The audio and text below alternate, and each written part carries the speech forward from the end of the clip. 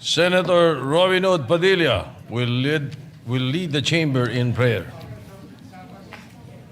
A'udhu billahi minash shaitanir rajim. Bismillahirrahmanirrahim. Alhamdulillah rabbil alamin.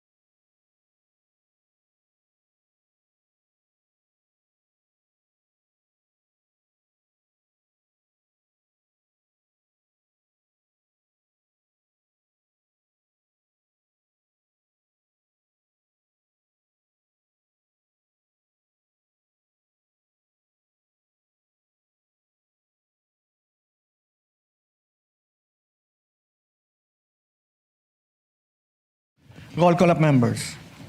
The Honorable Senator Aquino, Senator Cayetano Alan, Senator Cayetano Pia, Senator De La Rosa, Senator Ejercito, Senator Escudero, Senator Estrada, Senator Gatchalian, Senator Go, Senator Ontiveros, Senator Lacson, Senator Lapid, Senator Legarda, Senator Marcoleta, Senator Marcos, Senator Padilla, Senator Pangilinan, Senator Tulfo Erwin, Senator Tulfo Rafi, Senator Villanueva, Senator Villar Camille, Senator Villar Mark, Senator Zubiri.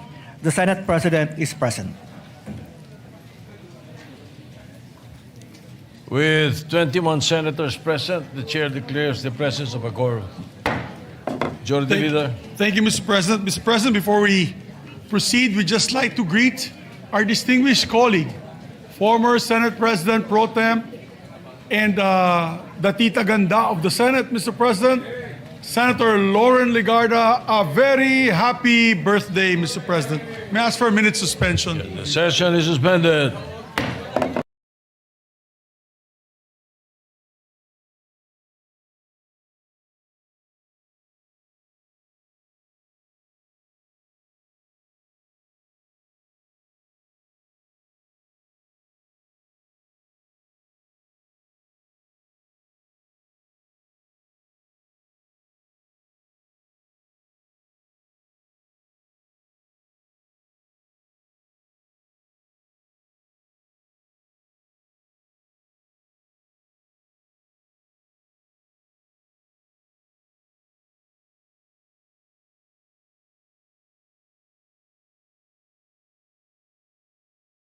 Mr. President, before we take up official matters, I'd just like to make an apology.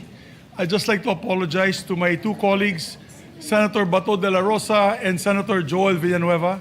Yesterday, when we replaced their seats, they were members of the ethics panel, and Senator Alan passed me a note to replace them with, I think, Senator Marcoleta and Senator Marcos. I had misspoke, and I said that it's possible because of a conflict of interest that they might have cases. I want to put on record the two gentlemen have no cases in the ethics committee whatsoever, and I apologize and I'm sorry, Mr. President. All right, we place that on record. Majority Leader, you proceed with the journal. Yes, Mr. President, I move that we dispense with the reading of the journal of the 38th session, Tuesday, January 27, 2026, and consider the same as approved. Any objection? Hearing none, the journal's approved. Mr. President, I move that we proceed with the reference of business. Secretary will proceed with the reference of business. Resolutions. Concurrent Resolution Number 8, adopting the National Education and Workforce Development Plan 2026 to 2035 and recommendations of the Second Congressional Commission on Education as the 10-year policy framework of the national government by Senator Aquino. Referred to the Committee on Rules. Resolution Number 257, directing the Senate Committee on Tourism to conduct an inquiry in aid of legislation on the implementation of the National Tourism Development Plan in assessing the readiness of the Philippine tourism infrastructure and its impact on domestic travel by Senator Ejercito. Referred to the Committee on Tourism. 258, resolution directing the appropriate Senate Committee to conduct an inquiry in aid of legislation on the proliferation of SMS scams, online scam calls, and URL-based scams with the end in view of strengthening the implementation of related laws and their enforcement by Senator Tulfo E. Referred to Committees on Public Services and Banks. 259, resolution nominating the late Rodolfo Dolphy V. Quezon Sr. for posthumous conferment of the Order of National Artists of Philippines for his outstanding and enduring contributions to Philippine arts and culture by Senator Padilla. Referred to Committee on Rules. 260, commending Ronald L. Gadayan, a maintenance crew member at the Ninoy Aquino International Airport Terminal 2, for his consistent and exemplary honesty, having been cited several times for upright conduct in the performance of his duties by Senator Padilla. The Committee on Rules. 261, commending and congratulating the Filipino athletes and national team for winning medals and participating at the 2025 Southeast Asian Games and for bringing honor, pride, and inspiration to Filipino people by Senator Tulfo E. The Committee on Rules. 262, expressing highest commendation and gratitude to the Senate Secretary Renato N. Bantug Jr. for his dedicated service to the Senate of the Philippines by Senator Zubiri. To the Committee on Rules. 263, congratulating and commending the Philippine delegation to the 13th ASEAN Para Games for achieving the country's best ever medal haul and for bringing honor and pride to the Filipino by Senator Lapid. To the Committee on Rules. 264, congratulating and commending the 2025 the Outstanding Filipino TOEFL Awards honorees for their exemplary achievements, integrity, and service to the nation by Senator Lapid. To To the Committee on Rules. 265, congratulating and commending the Philippine delegation for its outstanding performance in the 33rd Southeast Asian Games held in Thailand from 9 to 20 of December 2025 by Senator Lapid. To the Committee on Rules. 266, resolution directing the appropriate Senate committees to conduct an inquiry in aid of legislation into the sinking of the passenger ferry MV Trisha Kirsten 3 off the waters of Basilan Province, resulting in the death of at least 18 persons, with the end in view of strengthening maritime safety laws, ensuring accountability, and preventing similar disasters by Senator Padilla. Referred to the Committee on Public Services. 267, expressing the sense of the Senate on standards governing public communications affecting the conduct of foreign relations and affirming the mandate of the Department of Foreign Affairs as the lead agency in the implementation of the country's foreign policy by Senator Marcos. To the Committee on Rules. 268, congratulating and commending the Philippine team for their outstanding performance at the 13 ASEAN Para Games, marking the country's first showing in the Biennial Regional Competition by Senator Villanueva. To the Committee on Rules. 269, urging the committees on migrant workers and labor, employment and human resource development to conduct an inquiry in aid of legislation into the prevalence of bogus overseas job offerings victimizing Filipinos by Senator Villar C. To the Committees on Migrant Workers and Labor. 270, urging the Committee on Public Information and Mass Media to conduct an inquiry in aid of legislation on the state of Philippine cinema by Senator Villar C. To the Committee on Public Information.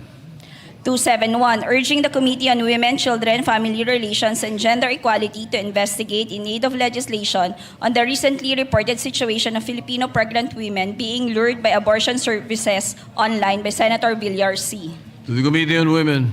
272, urging the Committee on Agriculture to conduct an inquiry in aid of legislation on the Philippine poultry industry to create a sector that protects local producers, ensures fair market practices, and benefit local consumers by Senator Villar C. To the Committee on Agriculture. 273, commending and congratulating the members of the Philippine delegation who have competed and won medals, placing the country as the 4th overall champion in the 13th ASEAN Para Games held in Thailand by Senator Go. To the Committee on Rules. We have additional reference of business. You may proceed. Additional reference of business messages from the House of Representatives. Letter from House of Representatives informing the Senate that on December 16, 2025, it passed the following House bills in which it requests the concurrence of the Senate. House Bill number 6428, an act providing for the inclusion of the regular campuses of the Capiz State University into its university charter. Referred to the Committee on Higher Education. 6644, an act granting Philippine citizenship to Matthew James Ramos. Referred to the Committee on Justice. 6641, an act granting Philippine citizenship to Elizabeth Janet Means. To the Committee on Justice. 6640, an act granting Philippine citizenship to Maudo Diof. To the Committee on Justice. 6639, an act granting Philippine citizenship to Benny Francois Boitwright III. To the Committee on Justice. 6429, an act extending the duration of the Second Congressional Commission on Education, amending for the purpose RA number 11899, otherwise known as the Second Congressional Commission on Education Act. To the Archives. 994, an act declaring the province of Ilocos Norte as the garlic capital of the Philippines. To the Committee on Agriculture. 6762, an act establishing a framework for blue economy, promoting stewardship and sustainable development of coastal and marine ecosystem and resources. To the Committees on Economic Affairs, Environment, and Finance. 6739, an act converting the Dr. Eva Macaraeg Macapagal National Center for Geriatric Health under the Jose R. Reyes Memorial Medical Center as the Dr. Eva Macaraeg Macapagal National Center for Geriatric Health and Research Institute, defining its powers and functions and appropriating funds therefore. To the Committees on Health, Ways and Means, and Finance. 6738, an act further amending RA number 7836, otherwise known as the Philippine Teachers Professionalization Act of 1994 as amended by RA number 9293. To the Committees on Civil Service and Finance. 6683, an act regulating the use of treatment technology for municipal and hazardous waste, repealing for the purpose Section 20 of RA number 8749 entitled the Philippine Clean Air Act of 1999. To the Committees on Environment and Ways and Means. 6643, an act establishing a comprehensive, integrated, and sustainable reintegration program for overseas Filipino workers. To the Committees on Migrant Workers and Finance. 6636, an act institutionalizing the assistance to individuals in crisis situations, program of the Department of Social Welfare and Development, providing penalties for the violation of certain unlawful acts and appropriating funds therefore. To the Committees on Social Justice and Finance. 6615, an act regulating the planning, design, construction, occupancy, maintenance, and demolition of buildings, promoting building resilience against earthquake, fire, flood, landslide, storm, volcanic eruption, and multiple hazards within an all-hazards approach to resilience building, enacting a new Philippine Building Act, repealing for the purpose RA number 6541, entitled An Act to Ordain and Institute a National Building Code of the Philippines and Presidential Decree number 1096, otherwise known as the National Building Code of the Philippines. To the Committees on Public Works and Finance. 6614, an act further extending the period of availment of the estate tax amnesty, amending for the purpose sections 4, 6, and 8 of RA number 11213, otherwise known as the Tax Amnesty Act, as amended. Referred to the Committee on Ways and Means.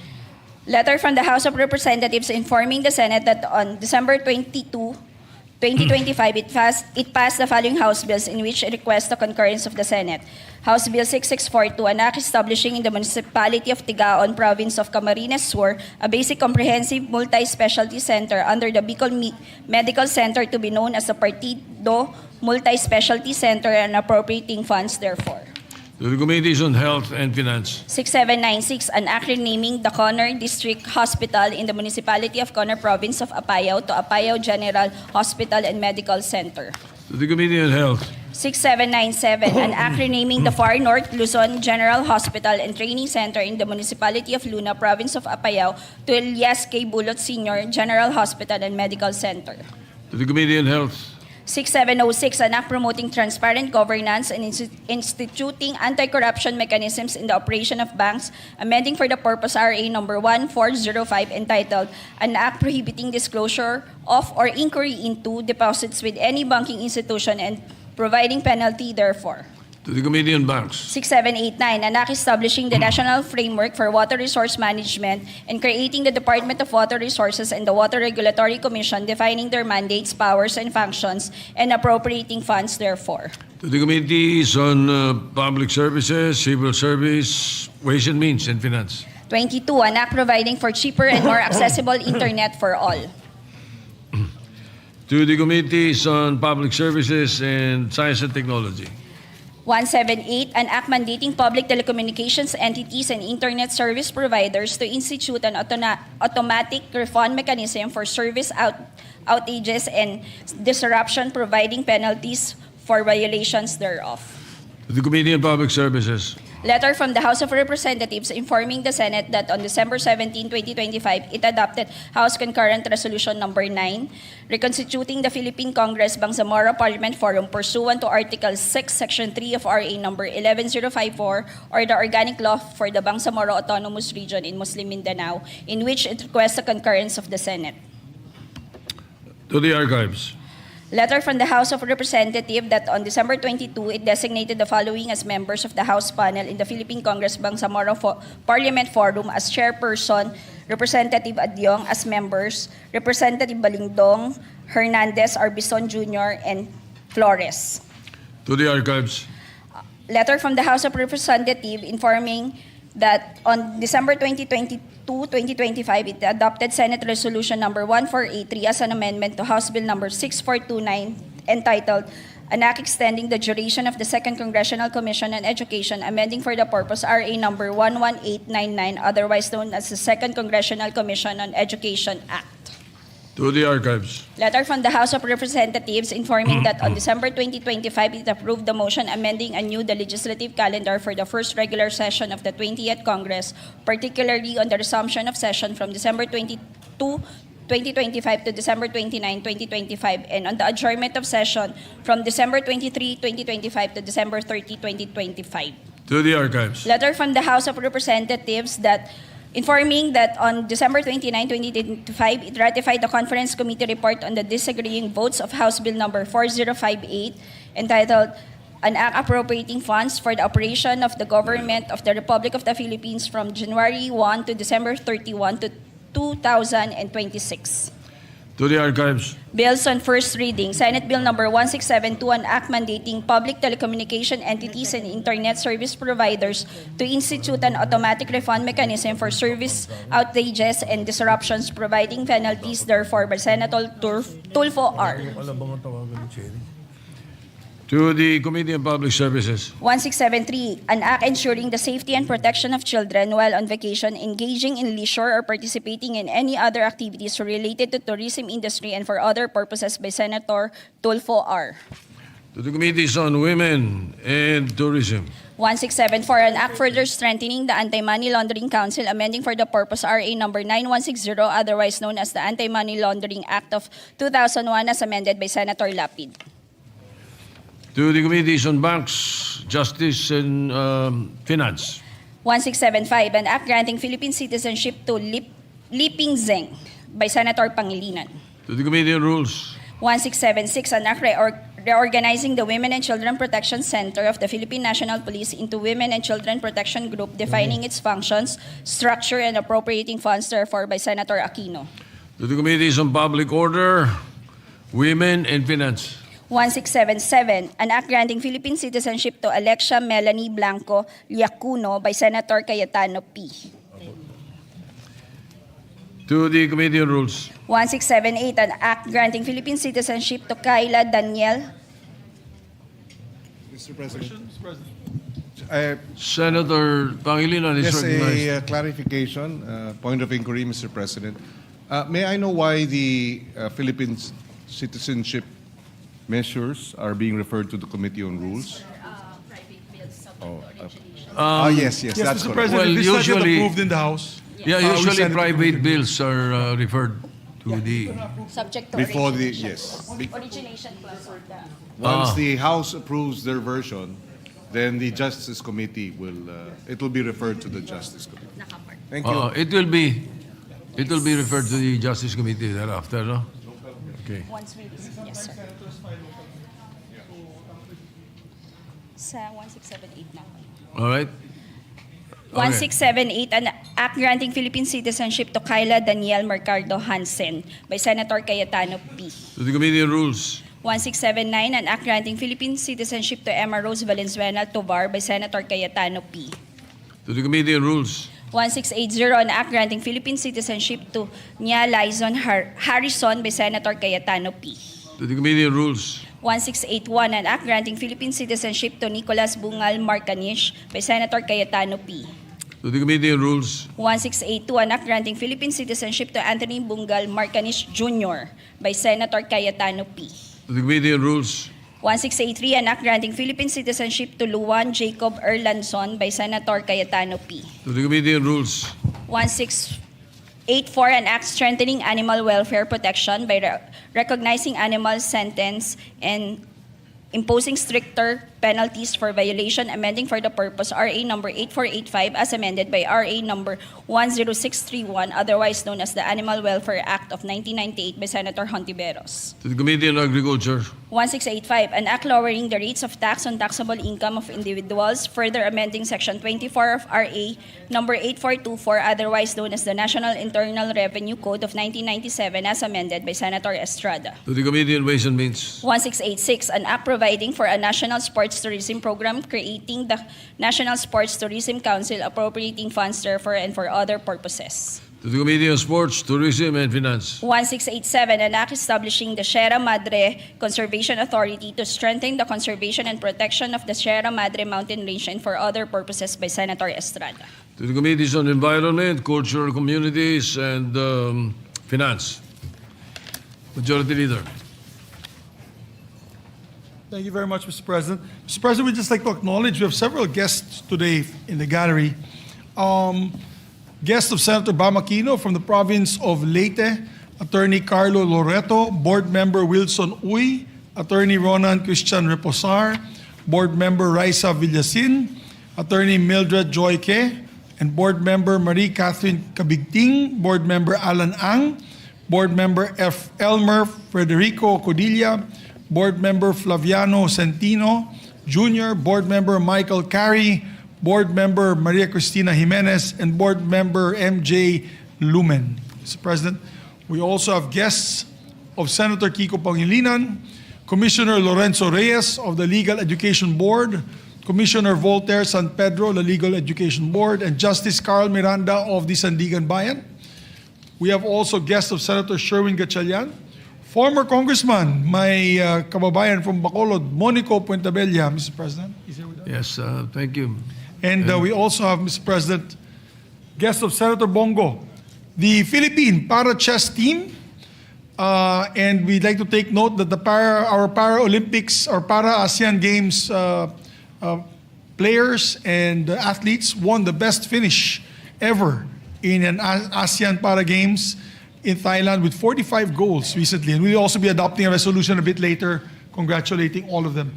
We also have students from the University of Caloocan, I think are here with us, and guests of Senator Bamakino, guests of Senator Alan Cayetano, local officials of Zamboanga del Sur, Calauit Mayor Arcel Antojado, Mucha Mayor Lorimir Adasa, and Rizal Mayor Marisa Mangisaka, and Manigsaka, and also Gumaca Quezon Mayor Webster Letargo is here with us. And finally, Mr. President, guest of Senator J.V. Ejercito, Vice Mayor Michael Villano of Taal, Batangas. We welcome all our guests to the Senate this afternoon. Thank you for joining us. Thank you. Thank you, Majority Mr. Leader. President. Mr. President, with the permission of the body, I move that we consider PS Resolution number 262. This is a resolution expressing our highest commendation and gratitude to Senate Secretary Renato Bantug Jr. for his dedicated service to the Senate of the Philippines, Mr. President. Any objection? Hearing none, consideration of PS Resolution 262 is in order. May I be recognized to sponsor the resolution, Mr. President? You may sponsor the measure, Mr. President. Mr. Majority Leader. Thank you very much, Mr. President, my dear colleagues. Mr. President, my dear colleagues, Secretary Ray Bantug Jr. began his career at the Senate of the Philippines in 1995 as the staff of Senator Franklin M. Drilon, becoming the latter's Chief of Staff and most trusted confidant upon his election as Senate President in the 16th Congress. Secretary Bantug, known as R&B to the Secretariat, concurrently served in the 17th Congress as Chief of Staff of then Senate Minority Leader Franklin Drilon and as Executive Director for Legislation, expertly balancing and excelling in two distinct and equally important roles with his trademark brand of professionalism. His appointment as Senate Secretary, which was my choice, Mr. President, in my time in the 19th Congress, though unexpected even by himself, was deeply deserved, earned through years of consistent and quiet excellence and affirmed by clear-eyed judgment and wisdom of the Senate President who selected him. That happened to be me pala. Secretary Bantug has devoted half of his life to the service of the Senate, distinguished by a rare institutional memory and mastery of Senate rules and procedures, expertise which seeks neither audience nor applause, yet has proven indispensable to the work of legislation. He exemplifies a profound sense of accountability in public service, consistently assuming responsibility in moments of difficulty and taking on the weight of institutional challenges with quiet resolve, providing a safe and steady anchor to both the leadership of the Secretariat during some of the most challenging periods of the recent Senate history, always ensuring that the Senate processes are grounded in rules, order, constitutional discipline, thus helping preserve the institution's credibility amidst public scrutiny. His brilliance is not performative but exacting, fully appreciated only by those fortunate enough to work closely with him and to discern on the nuances of his work and words. For even when questions were complex and solutions were elusive, his answers possessed a clarity rendered the difficult intelligible and the contentious manageable. Mr. President, while he was working as the secretary, during my time as the Senate President, he was a very humble man. He never wanted to take credit. He didn't even want to be in the limelight when he needed to be as Secretary of the Senate. He led with trust rather than pressure, always by example, seldom imposing deadlines, confident with the ability to deliver of those under his supervision, and remaining ever ready to step in when necessary.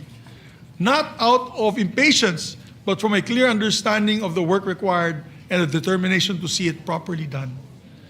He served as secretary under 3 Senate presidents, but with equal zeal and dedication. He served under myself, Senator Zubiri, and Senate President Chis Escudero, and Senate President Vicente Soto. This is born not of loyalty that shifts, but of one that endures for the institution that he loves, and out of gratitude for the immense trust reposed in him by the Senate leaders and members who retain this council. He understands that the office of the Secretary is never about prominence or personal acclaim, but about stewardship, ensuring continuity, safeguarding institutional integrity, and allowing the Senate to work and proceed with dignity and rigor through every tide and season.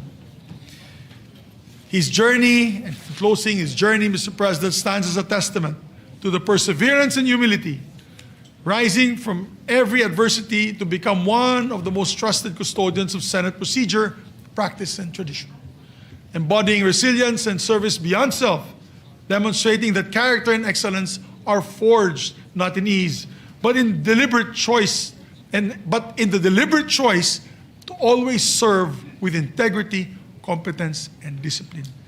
Saludo po ako sa iyo, Secretary.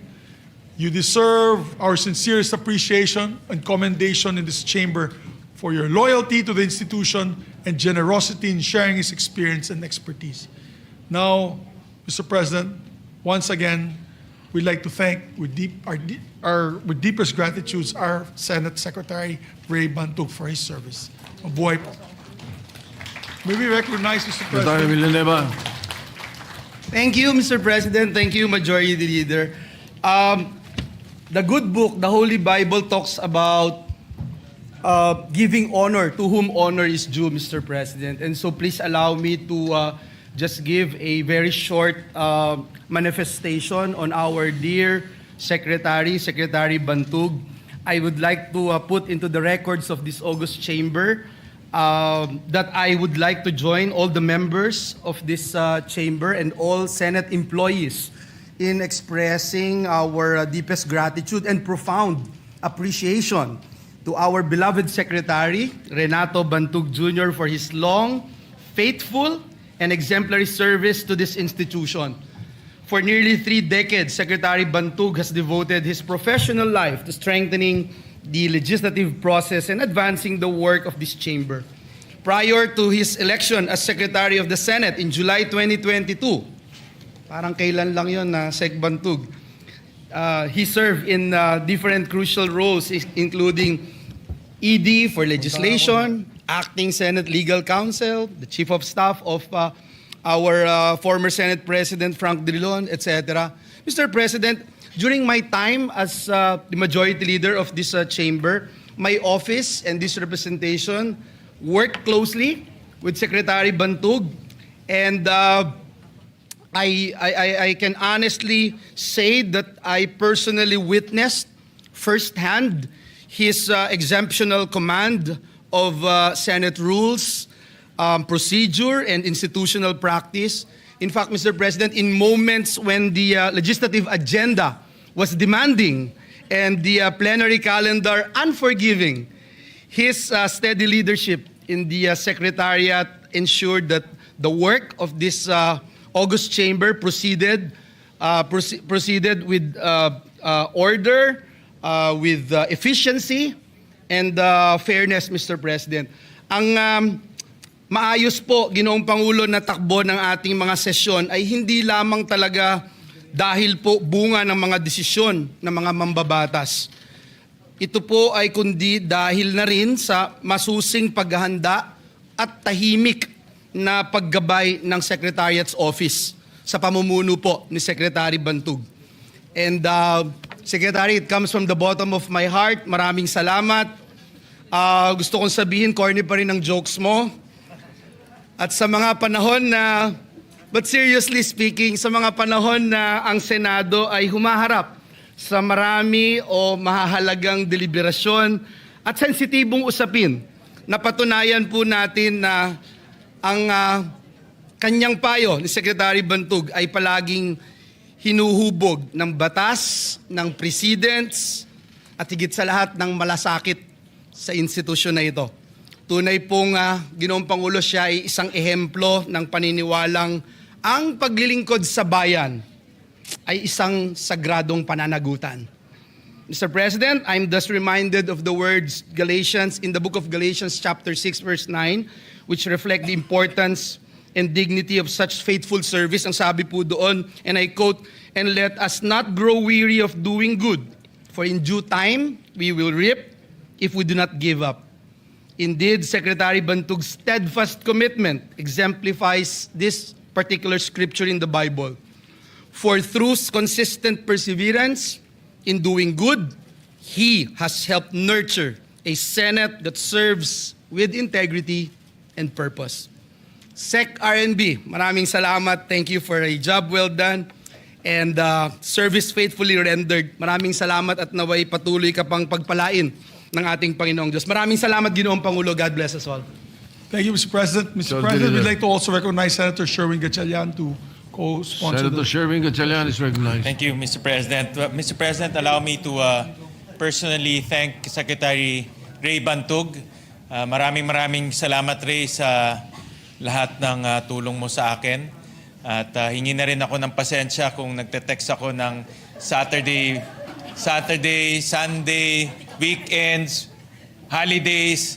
Pag nagte-text ako ng 6 a.m., 11 p.m., pasensya na. Kayo ni Mavic, madalas kong dinidisturbo kung mayroong mga questions na hindi ko masagot under the rules or legal questions. In fact, sa sobrang paborito ko kayo, gumawa tayo ng group na tayong tatlo lang ang members na wala ng ibang senador or si Senate President di rin members para kayo na lang ang guguluhin ko. But Ray, I would like to express my appreciation na sa maraming mga questions sa isip ko at kahit anong oras kitang iniistorbo, lagi mo akong sinasagot kaagad. In fact, kung hindi masagot, binabalikan mo ako with precise answers, especially on legal matters and also on matters under the rules.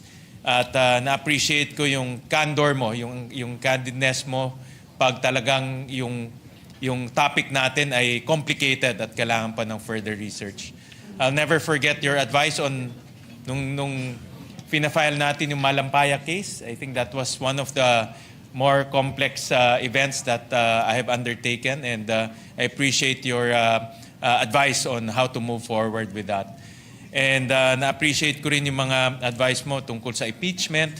Of course, I remember asking you about those things, many things. And I appreciated that you gave me precise answers and also honest answers. So with that, I wish you all the best on your next endeavor. Ewan ko kung bakit ka magre-retire, batang-bata ka pa. No? But I wish you all the best and maraming salamat sa iyong serbisyo. Thank you, Mr. President. All right. Our deepest gratitude to Secretary Bantug for his dedicated service. May we, Mr. Majority Leader, make all the members of the Senate co-sponsors of the Yes, resolution. Mr. President, but I have to beg the indulgence of our colleagues. Marami pang gustong tumayo at Okay. magbigay po ng pugay sa ating mahal na Secretary. May we recognize, yes, Mr. President, let's make all members of the Senate, of course, Yes. as co-authors and co-sponsors of this measure. May we recognize Senator Lauren Legarda. Legarda is recognized. Hindi po ako nakahanda ng isang seconding speech, pero galing po sa puso ang aking pasasalamat kay Attorney Bantug. Kalo ko po, ako na ang pinakamatagal dito or baka si Senate President, pero ikaw pa ay 1995. So nakita na niya ang hugis ng politika at ng Senado mula pa ng panahong yung ang maaabiso ko sa inyong retirement na hindi ko naman alam kung talagang magre-retire ay siguro isulat nyo lahat ng inside story ng Senado mula nung 1995, lalo na yung kaisa-isang pinakamatagal na rito, higit pa sa'yo, isa lang yan. Yung nakaupo sa taas nyo nung 1992. Hindi ko po sinasabi na yung ipasa kahapon sa amendments na geriatric law ay para sa nakaupo sa harap nyo o sa akong nakatayo dito na 66 today o sa inyong magre-retiro na ayon kay Majority Leader ay bata pa kayo sa akin. Kaya alam kong hindi pa kayo magre-retiro. Salamat po. Seriously now. Thank you for guiding the Senate through how many Senate presidents and how many Congresses, seeing how many impeachment processes and all the difficult times in our national life. You've been our guiding post. You've been very dedicated Senate public servant. I know that there's much more that you can share with us as well. Thank you for the leadership that you've done for the more than thousands of Senate officers and staff. In behalf of one of the elders in the Senate mula noong 1998. Maraming salamat po, Attorney Bantog. At nagsisi ako, hindi ako tumatawag o nag-text ng Sabado-Linggo. Kala ko kasi nerd na ako. Mas nerd pa pala si Finance Chair Senator Sherwin. Nahihiya nga ako pag weekend. Just a few times I would text or call you or beyond 8 p.m. I did not know he is much worse than me. But babawi po ako, pwede na pala ngayon the next few days man lang, pati weekend magtanong. Thank you very much. Yes, and just for the record, I made a disclosure yesterday about not benefiting from the geriatric law. Majority Leader. Mr. President, may we recognize our distinguished colleague, Senator Robin Hood Padilla. Senator Robin Hood Padilla is recognized. Maraming salamat po, Ginoong Pangulo, at sa ating pinunong mayorya. Ako po ay gusto ko lamang po magpasalamat ng buong puso at kaluluwa kay Secretary Bantog sapagkat sa hindi po kaalaman ng karamihan sa una po nating pagkikita sa opisina po ni Senator Drilon. Ito po yung panahon na inaayos po yung BARM, tungkol po sa BARM.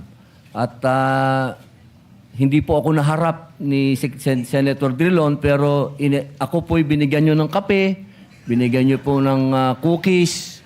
Ako po ay kinausap po ninyo. At hindi ko po makakalimutan kasi dahil nagkaroon din po kami ng hidwaan ni Senator Drilon. Pero kayo po yung nagpakita sa akin ng pagiging totoong tao. At nung ako po ay dumating dito, at kayo po yung naupo dyan, natakot po ako. Sabi ko, nako, eto na yata. Wala na yata akong maipapasang batas. Pero sa panahon po ninyo, doon po ako nagkaroon ng napakaraming batas na napumasa. At katunayan po, kayo po ang lagi naming ginagambala ni Attorney Jurado sa mga bagay na hinihingi po namin ng advice. Kaya sa totoo lamang po, ang inyo pong serbisyo ay wala pong halong politika. Kayo po ang serbisyo po ninyo talagang para sa taong bayan. At kami pong lahat, lalo na po ako, ang una-una nyo pong natulungan. Kaya, Secretary Bantog, maraming salamat po. Hindi ko po makakalimutan ang ginawa nyo po sa akin. Maraming salamat. Mr. President, may we recognize Senator Jingo Estrada. Senator Jingo Estrada is recognized. Thank you, Mr. President. Mr. President, distinguished colleagues, please allow this representation to co-sponsor proposed Senate Resolution number 262, expressing highest commendation and gratitude to Senate Secretary Renato Bantog, Jr., for his unwavering service to the Philippine Senate. Secretary Bantog truly worked his way up through the ranks. For nearly 32 years working in the Senate, he started his career in 1995 as a supervising legislative staff officer in the office of former Senate President Franklin Drilon. Over the years, he took on more challenging roles, becoming Legislative Director in 2003, Executive Director for Legislation from 2004 to 2022, and even serving as Acting Senate Legal Counsel in 2010. He later served as Chief of Staff to the Senate President from 2013 to 2016, to the Senate President Pro Tem from 2016 to 2017, and to the Senate Minority Leader from 2017 to 2022. Today, he continues to serve as the Secretary of the Senate in the Philippines, a position he has held since 2022. In a world of shifting politics and leadership change, Secretary Bantog projects a steady and calm but committed presence and leadership. His experience, institutional memory, and technical expertise earned the trust of senators he served in various Congresses. 32 years in the government, particularly in the Senate, is truly a lifetime of service. Kinikilala ng buong Senado, kasama ng mga kawani nito ang serbisyo mo, Secretary Bantug. Thank you, Secretary RMB, for your dedication and service to the Senate and to our nation. Thank you, Mr. President. Majority Leader. Mr. President, we recognize Senator Bam Aquino. Senator Bam Aquino is recognized. Yes, Mr. President. Di rin po tayo prepared with a written speech pero nais ko lang pong mag-share din tungkol kay Attorney Ray. Pinag-usapan na po ang kanyang professionalism, pinag-usapan na po ang kanyang excellence, pinag-usapan na po ang kanyang kakayanan. Ang isa po sigurong hindi pa napag-uusapan masyado yung kanyang kindness. No? Marami ho dito alam naman na matagal rin po tayong wala sa Senado, 6 na taon. At sa mga panahong yon, kapag may kailangan po dito sa Senado, may kailangan i-clarify, may kailangan pong asikasuhin, si Attorney Ray was there. Kahit wala na po tayo sa Senado sa taong 2019 to 2025, Attorney Ray's kindness was always there for myself and my staff. Kapag meron pong kailangan tulong, hindi po siya nag-aatubili na tumulong. He never hesitated to support all of us. And siguro po, as a testament today, masasabi ko po, Attorney Ray, I wish you all of the best in your new endeavors, in your next endeavors. At makakaasa kayo na yung tulong na binigay niyo po sa amin, ganun din po yung pagmamahal namin sa inyo. Thank you very much, Mr. President. Maraming salamat. Majority Leader. Mr. President, last but not the least is Senator Risa Ontiveros. Senator Risa Ontiveros is recognized. Salamat po, Mr. President. Secretary Bantug is a true professional, one whose dedication and integrity have earned the trust of generations of senators. As the keeper of the Senate's institutional memory, he embodies the continuity of this institution, preserving its traditions while guiding it steadily through moments of change. A master of the Senate rules, he applies them with wisdom, fairness, and quiet authority, never for advantage, but always in the service of order, deliberation, and the dignity of the Senate. Nung minority senators po kami, nina Senator Frank, Senator Kiko, Senator Bam, at yung iba pa naming mga kasama noon, Sec Ray helped guide the minority in principled opposition, cognizant of the rules and, at the same time, committed to the highest principles of justice for the country.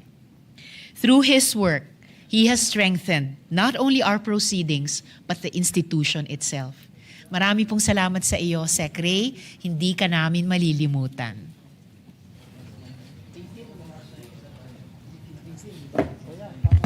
Thank you very much, Mr. President. With Yes. that, Mr. Majority President, Leader. and all members are made authors and co-authors of this measure, I move that we approve PS Resolution number 262 honoring and expressing our deepest commendations and gratitude to Secretary Renato N. Bantug Jr. for his outstanding work and service to the Senate of the Philippines. I so move. Any objection? Chair hears none. PS Resolution 262 is approved. May I ask for a minute suspension, Mr. President, to have a Yes. photo opportunity with our dear friend? Yes, session suspended.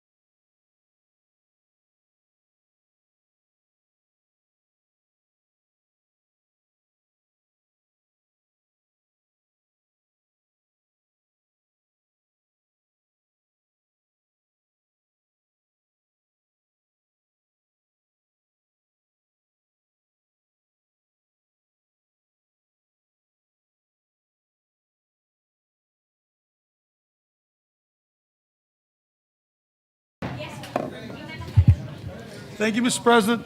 Mr. President, also for adoption today, we have with us athletes from the ASEAN Para-Olympics, or Para-Games rather, Para-ASEAN Para-Games. So I move that we also consider proposed Senate Resolution number 263, taking consideration PS Resolution number 268 and 273. I so move, Mr. President. Any objection? Hearing none, consideration of 268 and 273 is in order. The Secretary will read the title of the measure without prejudice into inserting into the records the content of the said resolution. Resolution congratulating and commending the Philippine delegation to the 13th ASEAN Para Games for achieving the country's best ever medal haul and for bringing honor and pride to the Filipino people. Majority Leader. You want to sponsor first? While we're awaiting the principal sponsor, Mr. President, Senator Bongo, may we recognize a co-sponsor? Yes, of course. Okay. May I just ask for a minute suspension, Mr. President, to wait for the sponsor? I thought he was in the floor, but... Session suspended.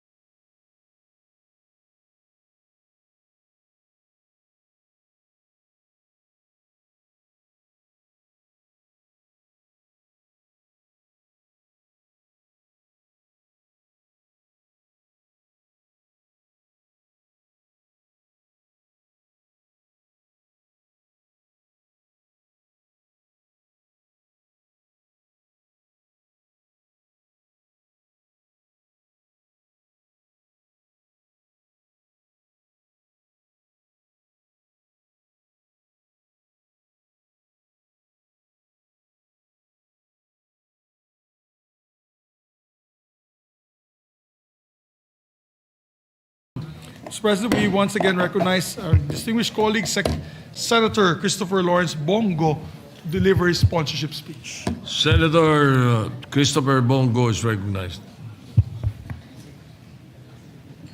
Thank you, Mr. President. Natawa si Senator JB, nakita niya si Congressman Yap sa likod. Akala niya siya na magsasalita. Anyway, ano yan? Mayaman yan, may mas mayaman yan, may pampaderma. Mr. President, distinguished colleagues, a pleasant afternoon to all of you. As chairperson of the Committee on Sports, it is with great pride and honor that I sponsor this Senate resolution honoring the Philippine delegation who have competed and showed exemplary performance in the 13th ASEAN Para Games held in Thailand. Team Philippines delivered a commendable and inspiring performance, bolstered by an impressive haul of 45 gold medals. Our delegation proudly finished fourth overall, affirming the country's growing strength and competitiveness in para sports at the regional level. Kahit po na may karamdaman sila, kapansanan rather. It is our best finish ever in the multi-sporting event. Beyond the gold medals, the Philippine delegation also secured 37 silver medals and 52 bronze medals, bringing the total medal count to 134. This remarkable achievement reflects not only athletic excellence, but also the depth, resilience, and fighting spirit of para-athletes across various sporting disciplines. With that, I express my warm regards and sincere appreciation to the entire Philippine delegation who take part in the 13th edition of the ASEAN Para Games. With us today, it is our chess delegation, which is one of the sports that garnered the most medals in this competition, particularly chess master-elect Dari Bernardo emerged as the Philippines' most bemedaled athlete with 6 gold medals. But allow me to commend each and every one of you for exemplifying hard work and dedication, it is also worth noting that this year's delegation in the ASEAN Para Games was composed of 216 athletes, coaches, and officials, a clear testament to our nation's commitment to inclusive sports development and meaningful participation in international competitions. Their collective effort, sacrifice, and perseverance brought honor to the country and inspiration to millions of Filipinos. Ang karangalan at tagumpay na inyong dinala sa ating bansa ay mananatiling nakatatak sa kasaysayan ng Philippine sports. Naging simbolo kayo ng lakas at inspirasyon sa ating mga kababayan at patuloy na nagbibigay pag-asa sa gitna ng mga hamon at pagsubok. For my part, I filed Senate Bill 407, which aims to provide our athletes with a disability to be recognized on equal footing as other national athletes by ensuring that they receive fair and just incentives for their achievements. This amendment will further promote inclusivity and equality in the Philippine sports. We plan to sponsor this measure in plenary in the coming weeks at sana po'y masuportahan natin ito dahil ang daladala nilang karangalan sa atin na bansa ay parehas naman po sa mga regular or elite athletes. Pinaghirapan rin po nila yan at hindi naman po nila kasalanan na yung iba sa kanila pinanganak na may kapansanan. I am beyond proud to have witnessed that our Filipino athletes are becoming more and more competitive in international sporting competitions as we are getting more consistent results. Since assuming the chairmanship of the Committee on Sports in 2019, we have seen the country secured its first ever gold medal at the Tokyo 2020 Games and followed it up with a twin gold victory at the 2000 Paris Olympics, achieving an unprecedented feat in the nation's sporting history. Dati po, kulela tayo, wala tayong ginto. Sa maalala ko, silver lang po ang pinakamataas na ating nakamit. Ngayon, meron na tayong ginto. First ever noong 2020 Tokyo Olympics. Patuloy din ang hosting natin ng prestigious international competitions tulad ngayon sa World Tennis Association Philippine Women's Open. We must further promote and support sports tourism to create jobs and investment, promote national pride, and position our country more visibly in the global stage. Unti-unti na pong nagbubunga ang mga pinagpaguran at pagsasakripisyo ng ating mga Pilipinong atleta sa kanilang iba't ibang larangan ng sports. Mr. President, esteemed colleagues, ako po'y nakakasiguro that our country will become a stronger contender in future competitions and we will be dubbed as a sports powerhouse in Asia. Basta magkaisa lang po ang ating mga Philippine Sports Commission, Philippine Olympic Committee, Philippine Paralympic Committee at ang private sector para sa kapakanan ng mga atleta. Pag nagsama-sama po ito, nagkasundo, nagtutulungan, malayo po ang mararating ng ating mga atleta. With the recent development po na meron na pong Supreme Court ruling with finality yung matatanggap ng sa National Sports Development Fund, sana po'y magamit itong pondo sa tama at masuportahan po ang ating mga atleta na hindi lang po sila umaasa sa Kongreso sa mga karagdagang pondo. Importante po, magtrabaho po ang ating Philippine Sports Commission, Philippine Olympic Committee, mga NSA. Dito nga kanina si former Commissioner Monico Puentebella.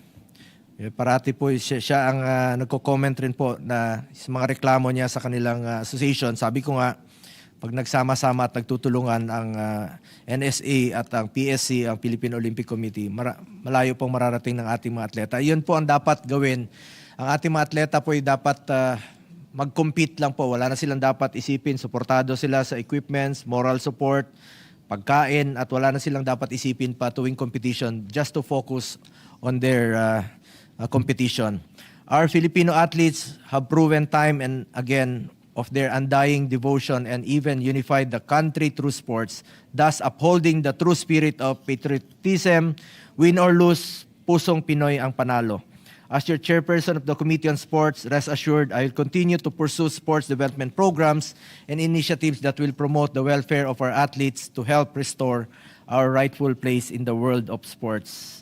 At isang paraan rin po na ilayo natin ang mga kabataan sa masasamang bisyo, get into sports, stay away from drugs to keep us healthy and fit. Before I end, I wish also to convey the intention of Senator Pia Cayetano to co-author this resolution. Maraming salamat po, Mr. President, at mabuhay po ang ating mga atletang Pilipino. Mabuhay po ang ating mga para-athletes. Salamat po, Mr. President. Mr. President, we recognize Senator Joel Villanueva. Senator Joel Villanueva is recognized.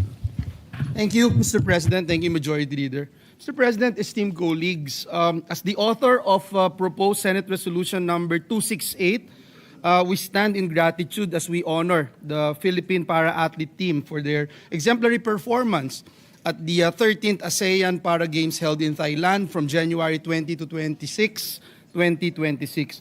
Mr. President, the ASEAN Para Games is more than just a sporting event.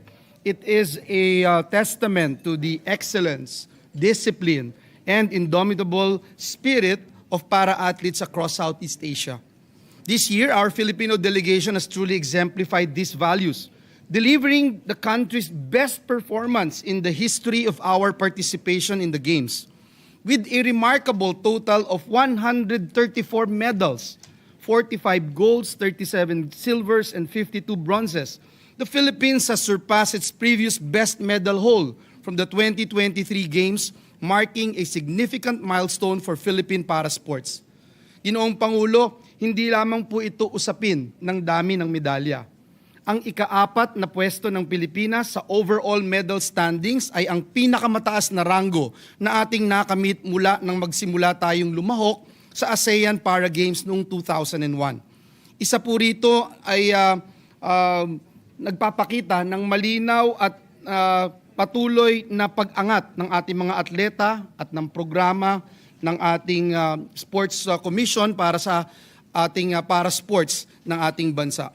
Our athletes' exceptional performances across multiple disciplines have also showcased the depth and balance of their competitive edge. Athletics contributed 16 gold medals, swimming brought home 13 golds, and chess added 12 golds to our historic medal tally. Para po sa ating mga para-athletes, your journey to the ASEAN Para Games was not easy. We know that. And there were sacrifices, long hours of training, moments of doubt, and countless challenges. Yet, you pressed on. You chose perseverance over surrender, excellence over excuses, and service to country over personal comfort. Dahil po dito, hindi lamang po kayo mga kampyon sa palakasan. Kayo po ay mga ehemplo ng pag-asa para sa ating minamahal na bayan. Sa ating pong mga coaches, trainers, medical teams, families and supporters, the Philippine Sports Commission, and the Philippine Paralympic Committee, we salute you. And again, thank you for all your sacrifices. As a nation, we commit to continue supporting para-sports and all our athletes because when we invest in you, we invest in character, resilience, and national pride. Kaya sinusuportahan po natin ang ating komite ng sports dito sa Senado sa pangunguna ni Senator Bongo at sa mga kasamahan nating sumusuporta para po sa ating mga atleta. Muli, kami po ay bumabati at nagpapasalamat sa ating mga para-athletes. Maraming salamat po sa karangalang inyong iniuwi at sa inspirasyong inyong ibinibigay sa aming lahat. Higit po sa lahat, maraming salamat sa pagpapaalala sa atin na sa pagkakaisa, pananampalataya at pagsusumikap, walang imposible para sa mga Pilipino. Mabuhay ang ating mga para-athletes, mabuhay ang Pilipinas. Maraming salamat, Ginoong Pangulo, at pagpalain tayong lahat ng ating Panginoong Diyos. Mr. President, we recognize Senator Robin Hood Padilla. Senator Robin Padilla is recognized. Maraming salamat po, Ginoong Pangulo, at sa ating pinunong mayorya. Una po sa lahat, nais ko pong bigyan pagpupugay ang atin pong chairman ng sports, Senator Bongo, sapagkat sa kanya pong patnubay, sa kanya po tayo nagkaroon ng napakadaming medalya sa sports. At syempre po, tayo din po ay nagpupugay din kay Senator Pia Cayetano sa kanyang patnubay din po. Nasabi na po ang magagandang talumpati para bigyan ng parangal ang ating mga atleta, akin na lamang pong dadagdagan. Sana po, ang ipinakita ng ating mga para-athlete dito sa ASEAN Para Games ay maging inspirasyon sa ating mga Pilipino na ang kanila pong limitasyon ay maging inspirasyon nating lahat para tayo po ay manaig din at magtagumpay hindi lamang sa ASEAN, kung hindi sa buong mundo bilang mga Pilipino. Kung tayo po ay tunay na titindig na magkakasama at masasabi ko pong solid, ay hindi po imposible na makamit natin ang ginawang tagumpay ng ating mga para-athlete. Kayo po ang aming inspirasyon. Kayo po ang magbibigay ng tamang inspirasyon sa aming lahat. Na sa kabila po ng inyong limitasyon ay itinaas nyo po ang bandila ng Pilipinas sa isang matatawag po nating labanan ng utak, pisikal, at higit sa lahat, moral na labanan. Kaya po, tanggapin niyo po ang aking pagpupugay sa inyo. Maraming salamat po. Thank you, Mr. President. Mr. President, our distinguished colleagues, Senator Lapid and Senator Jingo Estrada, would like to just insert to the records their sponsorship speeches. So inserted. Therefore, with no member wishes to or sponsor the measure, interpolate, or make amendments, I move that we adopt Proposed Senate Resolution number 263, taking into consideration PS Resolution number 268 and 273. I so move, Mr. President. Any objection? Hearing on. Proposed Senate Resolution 263, taking into consideration 268 and 273, is hereby approved. Thank you very much, Mr. President. May I ask for a minute suspension? Session suspended.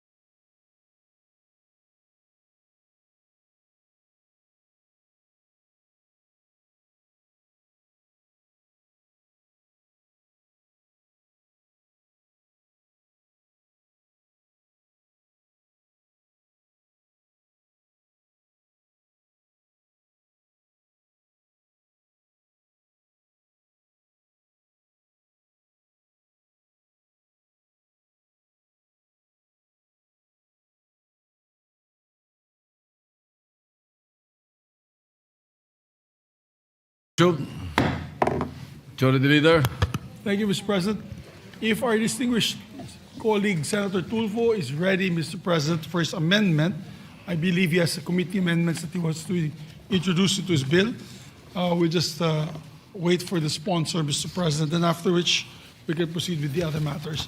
I move that we take or reconsider or consider Senate Bill number 155 under Committee Report number 8, Mr. President. Any objection? Hearing none, consideration of Senate Bill 155 under Committee Report number 8 is in order. What is the parliamentary status, Mr. Majority Leader? The parliamentary status is we are in the period of amendment, Mr. President. Period of committee amendments. Yes, may I ask for just a minute suspension to call the sponsor, Mr. President? Session is sorry. suspended. Ito na pala. No need. My apologies, Mr. President. Ano siya? He's there. Session is resumed. Thank you. May we recognize the distinguished colleague, Senator Erwin Tulfo. For Senator Erwin Tulfo is recognized. Thank you, Mr. President. The following are the committee amendments for committee amendments on SBN 155, Simplified Government Aid Access Act. Mr. President, the following are the committee amendments. On page 2, line 2, before the word "and," insert the phrase Philippine Charity Statistics Office. I so move, Mr. President. Any objection? Hearing none, amendments approved. On page 2, line 2, between the words "and" PhilHealth, insert the phrase Philippine Health Insurance Corporation and enclose the acronym PhilHealth in parentheses. I so move, Mr. President. Any objection? Hearing none, approved. On page 2, line 5, on the subtitle of section 4, delete the word minimum. I so move, Mr. President. Any objection? Hearing none, approved. On page 2, line 15, after the word worker, insert the phrase or original or certified true copy of medical certificate or medical abstract with the date of issuance, complete name, signature, and license number of attending physician or death certificate issued by the hospital or by the city municipal health office, whichever is applicable. I so move, Mr. President. Period. Any Period. objection? Hearing none, approved. On page 22 or page 2, line 22, after the word guardian, delete the punctuation mark period, and in lieu thereof, insert the punctuation mark colon. I so move, Mr. President. Any objection? Hearing none, approved. Still on page 2, line 22, italize the word provided and capitalize the letter T in the word that. I so move, Mr. President. Yes, any objection? Hearing none, approved.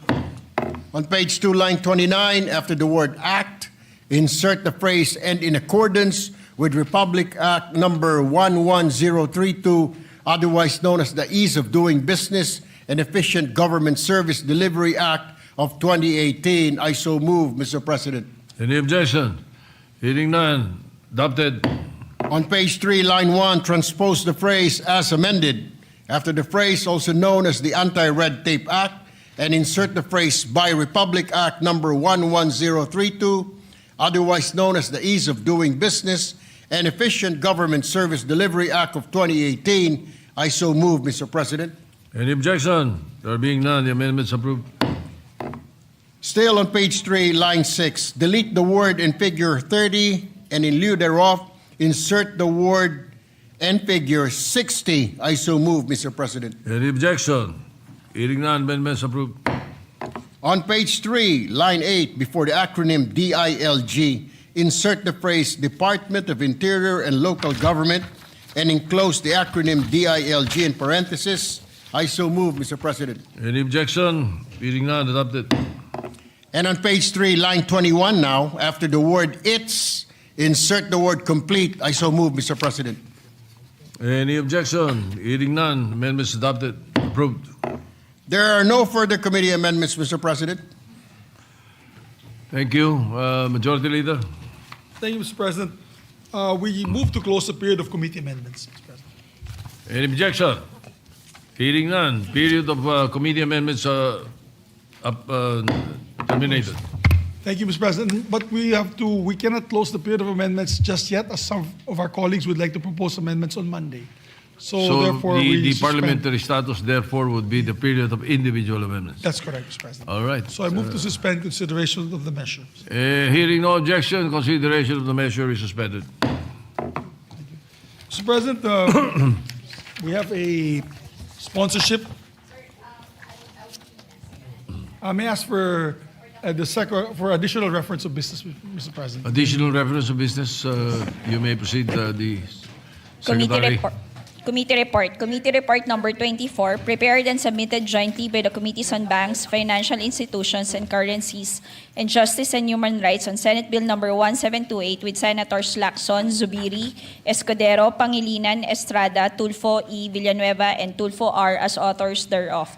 An act expanding the scope of disclosure of bank and financial deposits, repealing for the purpose pertinent provisions of laws governing the secrecy of deposits, recommending its approval in substitution of Senate Bill numbers 38, 150, 232, 286, 397, 1047, 1364, 1433, and 1649, taking into consideration House Bill number 6707, sponsor Senator Villanueva. To the calendar for ordinary business. Mr. President, I move that we transfer from the calendar of ordinary business to special orders, Senate Bill number 1728 under Committee Report number 24. I so move, Mr. President. Committee report. Any objection? Hearing none. Committee report number 24 is so transferred. Mr. President, I move that we consider Senate Bill number 1728 under Committee Report number 24. Any objection? Hearing none. Consideration of 1728 is in order. Thank you. May we ask the Secretary to read the title, Mr. Secretary President? will read the title of the measure. An act expanding the scope of disclosure of bank and financial deposits, repealing for the purpose pertinent provisions of laws governing the secrecy of deposits. Mr. President, I move that we recognize the sponsors, our distinguished colleague, Senator Joel Villanueva. Senator Joel Villanueva is recognized. The Thank you sponsor very measure. much, Mr. President. Thank you, Majority Leader. Mr. President, distinguished colleagues, good afternoon. Today, this representation rise to sponsor a measure that seeks to modernize a legal framework that has remained virtually untouched for more than 7 decades. Yes, you heard it right, Mr. President. More than 70 years, Mr. President. A framework that has, for too long, hindered transparency, obstructed accountability, and weakened our capacity to fight corruption and financial crime. Mr. President, this representation has the honor to sponsor Senate Bill number 1728, also known as the Banking Reform for Integrity, Good Governance, Honesty, and Transparency, or the BRIGHT Act. For over 70 years, the Philippines has maintained one of the most restrictive bank secrecy regimes in the world. What was originally crafted to protect depositor confidence has over time evolved into a shield for impunity, a refuge for illicit wealth, and a serious obstacle to effective financial regulation. Under our existing statutes, primarily Republic Act number 1405 and RA 6426, the confidentiality of bank deposits is so strict, so absolute, that even our own regulators struggle to perform their mandates. Courts, investigators, the Bangko Sentral ng Pilipinas, the Anti-Money Laundering Council, and even Congress itself, Mr. President, often find their hands tied by rules written in 1955. Mr. President, in a world where financial criminals operate with speed and sophistication, our laws still operate with a typewriter. Sa loob po ng mahigit 7 dekada, 70 taon po ito, Ginoong Pangulo, para sa marami nating mga kababayan, tila ba may dalawang magkaibang patakaran ang ating lipunan hinggil po sa usaping ito. Una, para sa karaniwang mamamayan, ang manggagawa, ang maliliit na negosyante na ang simpleng bank account ay pwedeng masilip ng BIR o AMLA kapag kinakailangan. At ikalawa, para sa mga makapangyarihan at tiwaling iilan na kayang magtago ng milyon-milyon, maging bilyon-bilyon pa nga, sa likod ng isang bank secrecy law na pinasapa noong 1955 ay nagsisilbing parang bakal na pader laban sa pananagutan. Mr. President, my esteemed colleagues, this bill, the BRIGHT Act, seeks to change that. Let us speak plainly. People know when something is unfair. They know when a law that is meant to protect the privacy of all of us is used instead to protect only the powerful few. May issue ng unexplained wealth ang isang tao. Hindi pwedeng tingnan ang account. Hindi pwedeng siya sa atin. Protektado ito sa ilalim ng batas. Our people see these excuses, Mr. President. They feel these barriers and consequently lose trust in our institutions. Can we blame them? Of course not. Confidentiality is important, yes. Pero ang tanong ng taong bayan ay simple lamang, Ginoong Pangulo. Dapat po bang gamitin ang batas para pagtakpan ang mali o takbuhan ang pananagutan? Sa napakatagal po na panahon, ang sagot po ay oo. Our outdated bank secrecy laws have made it easy to hide kickbacks, conceal bribes, stash government funds, move dirty money, and evade taxes, all without fear of being caught. This is why billions in public money remain unrecovered. This is why big-time tax evaders slip through the cracks. This is why our regulators struggle to protect the financial system. Mr. President, sa loob po ng mahigit 70 taon, nasanay na po tayo sa sistemang bulag, hindi dahil hindi natin kayang tignan, kundi dahil ipinagbabawal tumingin ng mismong mga batas natin. Mr. President, distinguished colleagues, we must also confront the reality of our standing in the international community. If you look at the records, Mr. President, in 2009, the G20 declared that the era of bank secrecy is over. In 2014, the Organization for Economic Cooperation and Development, OECD, adopted global transparency standards that now govern the automatic exchange of financial information. Nearly every jurisdiction in our region, Singapore, Indonesia, Malaysia, Hong Kong, has modernized its bank transparency laws to comply with global norms. And yet, Mr. President, the Philippines, our beloved country, remains the only country in the whole world whose bank secrecy rules severely restrict even legitimate inquiries by our financial regulators. Bawat taon po na hindi natin ina-update ang ating bank secrecy laws, nilalagay din po natin ang ating bansa sa totoong panganib na muling malagay sa gray list ng Financial Action Task Force.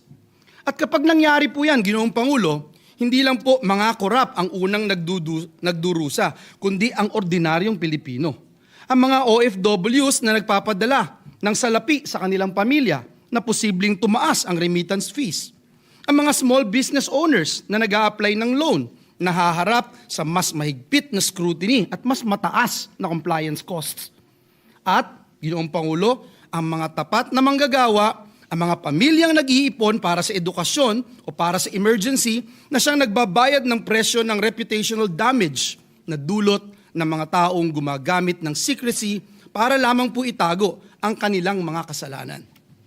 Let me emphasize, Mr. President, the cost of secrecy is paid by the people who are not hiding anything.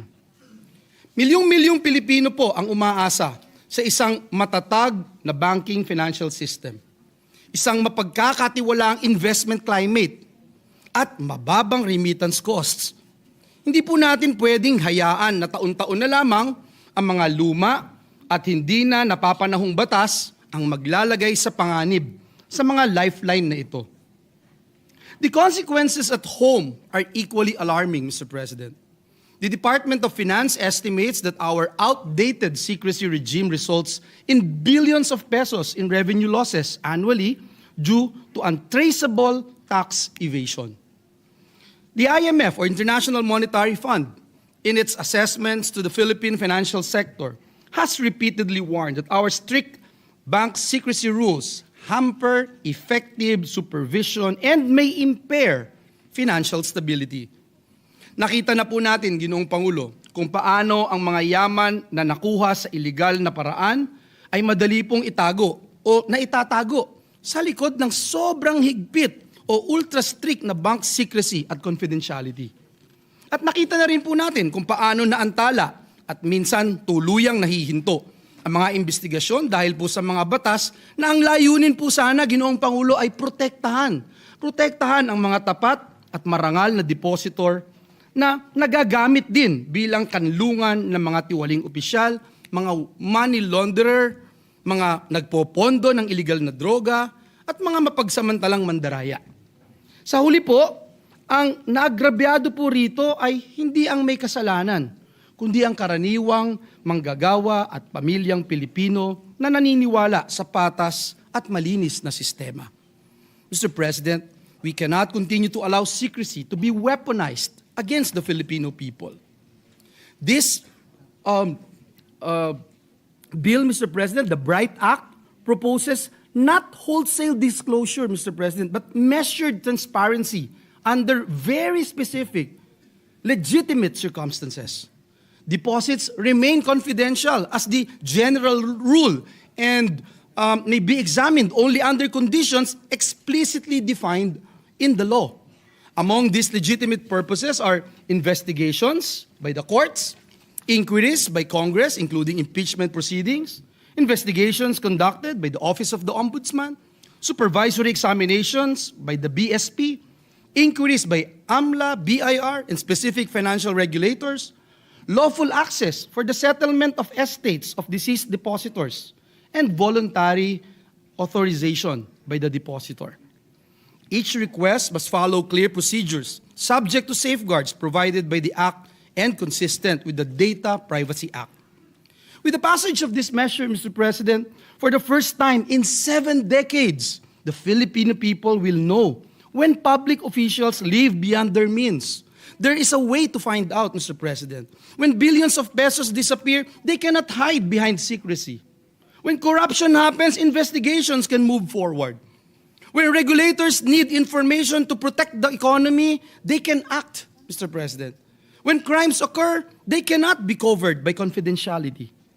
Sinasabi po ng panukalang batas na ito sa sambayan ng Pilipino, wala pong exempted sa katapatan. Walang privilege sa katotohanan. Mr. President, we are mindful of the burden placed on banks and non-bank financial institutions. And kaya po sa Bright Act, naglalagay po tayo ng provision for safe harbor for institutions that comply in good faith.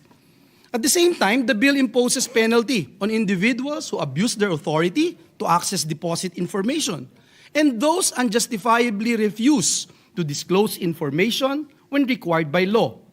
For juridical entities, the responsible officers who directly participated in the violation will also be held liable, consistent with principles under AMLA and the revised Corporation Code. This ensures accountability, Mr. President, not only at the institutional level, but also at the personal level. Allow me to state categorically, Mr. President, when I was asked a while ago about addressing fears and misconceptions. This bill, Mr. President, does not grant unfettered access to anyone's bank account. This bill does not allow political fishing expeditions. This bill does not undermine the right to privacy. Legitimate privacy remains protected. What this bill removes is the blanket of secrecy that shields corruption and criminality. Mr. President, let this representation address our honest depositors, ang ating pong mga ordinaryong manggagawa, ang ating mga OFWs, ang ating mga small business owners, ang ating mga senior citizens at retirees with deposits. Your privacy remains protected. Your accounts remain confidential. Your rights remain intact. This bill protects you. It only exposes those who betray public trust. Mr. President, our failure to modernize our bank secrecy regime has long left us behind. We have fallen out of step with global expectations and regional standards, and we continue to tie the hands of the very institutions tasked with protecting the integrity of our financial system. Kaya natutuwa din po tayo, Ginoong Pangulo, na ito ay naging parte ng Legislative Development Council na maging priority measure ng ating administrasyon. The Bright Act is not merely a compliance measure, Mr. President. It is a governance reform, an anti-corruption reform, and a national integrity reform. It is a step toward recovering stolen public funds, preventing money laundering, strengthening tax enforcement, empowering regulators, and building a trustworthy and resilient financial system. And so, Mr. President, distinguished colleagues, transparency is not the enemy of progress. Secrecy is. The era when bank secrecy could be used to hide wrongdoing must come to an end. And with Bright Act, the Philippines can finally join the rest of the world in upholding modern standards of financial integrity. Mr. President, the acronym of this bill is BRIGHT because that is exactly what we want for our country and our people. A brighter financial system, a brighter justice system, a brighter future where corruption has no place to hide. Our bank secrecy laws have served their purpose, but today they serve the wrong people. It is time to amend them. It is time to modernize them. It is time to put integrity at the very center of our banking system. And so, Mr. President, esteemed colleagues, this representation respectfully seek your support for the immediate passage of the BRIGHT Act, a long overdue reform essential to strengthening transparency and integrity in our financial system. Para sa bayan, para sa katapatan, para sa isang mas maliwanag na hinaharap. Maraming salamat po, Ginoong Pangulo, at pagpalain tayong lahat ng ating Panginoong Diyos. Majority Leader. Senator Francis Pangilinan is recognized to co-sponsor the measure. Thank you, Mr. President. Thank you, Majority Leader, distinguished colleagues. Unang-una sa lahat, nais kong batiin at i-congratulate ang ating kasamahan na si Senator Joel Villanueva sa pag-sponsor ng isang panukalang batas na long overdue. Gaya ng nabanggit niya, 1955 pa nung ito'y naging batas ang Secrecy of Bank Deposits Act. At ibang-iba na ang mundo sa ngayon. Nakatindig tayo ngayon, mga kasamahan natin sa Senado, para i-co-sponsor ang isang solusyon kontra korupsyon. Isang panukalang pahihirapan ang pagnanakaw sa kaban ng bayan at padadaliin ang paghuli sa mga magtatangka. Ang Banking Reform for Integrity, Good Governance, Honesty, and Transparency o BRIGHT Act. Mas madali na po mahuhuli ang mga salarin dahil pag naipasa ang batas na ito, mas madaling follow the money. Nilalayo ng panukalang ito na palawakin ang saklaw ng pagsisiwalat sa mga bank at financial deposits. Gusto rin nitong ipawalang bisa ang mga lumang probisyon ng Bank Secrecy Law. Sa loob ng 70 taon, halos ganap ang bank secrecy sa ating bansa. Makabuluhan ito noong isinabatas noong 1955. Ang layunin noon ay kumbinsihin ang mga kababayan natin na magtiwala sa mga bangko, na huwag mag-impok sa kanilang mga aparador, baul o lata o di kaya sa kawayan o kaya sa ilalim ng kama. May katuturan ito noon, hindi pa laganap ang pandaigdigang industriya ng money laundering at offshore loot. Pero wala na itong ibig sabihin ngayon. Sabi nga ng mga eksperto, naging pananggalang ang batas para tulungan ang katiwalian, ang tax evasion at iba pang mga krimen na may kinalaman sa pananalapi. Ngunit, kalakip dapat sa pagpasa natin sa panukalang batas na ito ang masusing lifestyle check upang mas madaling makikita o masusundan ang pera na maaring mahantong sa pagpapaliwanag din ng unexplained wealth. Kinakailangan ding paigtingin ang investigasyon at ang agarang pagsasampa ng mga kaso kasabay ng mga reformang magwawakas sa hindi katanggap-tanggap na kalagayan ng mga nakabingbing mga kaso na inaabot hindi lamang ng mga maraming taon, hindi lamang ng dekada, kung hindi ng maraming dekada. Hanggat nananatiling mabagal at hindi tiyak ang hustisya, Nawawalan ng bisa ang deterrent effect ng batas at patuloy na lumalakas ang loob ng mga lumalabag dito.